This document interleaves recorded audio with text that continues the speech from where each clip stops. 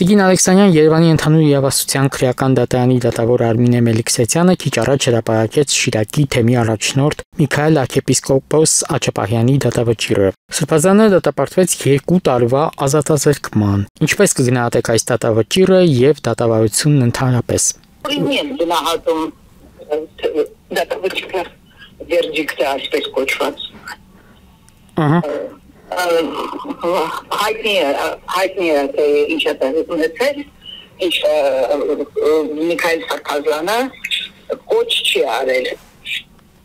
Դա այդ եզրակացություններ դրել նաև մասնագիտական հանձնաժողովը, որ կոչ չի արել։ Մենք դատավարության ընթացքում տեսանք, որ դատավորը ապերինի մերժումները, միջնորդությունները, սա քաղաքական հետապնդում է, ես դա դիտում եմ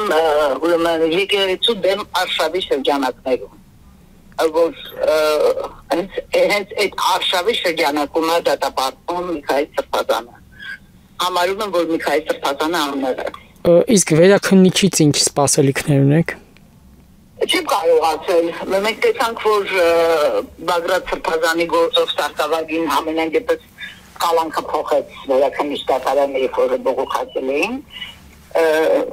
Չգիտեմ, նայած եթե ջանքեր չգործադրեն իրենց խոնար որևէ դատավորի մոտ, ուրեմն ընկնի գործը, գուցե եւ արդյունք ստացվի, ինչ-որ դատավորներ կան, որոնցից հույսեր կան։ Բայց դե կարծում եմ, որ իշխանությունը ամեն ինչ կանի, որ մերժվի վերաքննիչում էլ։ Շատ փոքրիկ հույս ունեմ, որ կարող է այնպիսի դատավոր լինի, որը կարող է եւ օբյեկտիվ քննություն կատարել։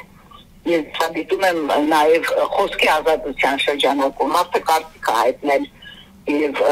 կոչ չի արել եւ ոչ մի այստեղ առաջադրված մեղադրանքը համարում եմ 0։ Եվ մենք դες հետևում էին որ հրապարակմանը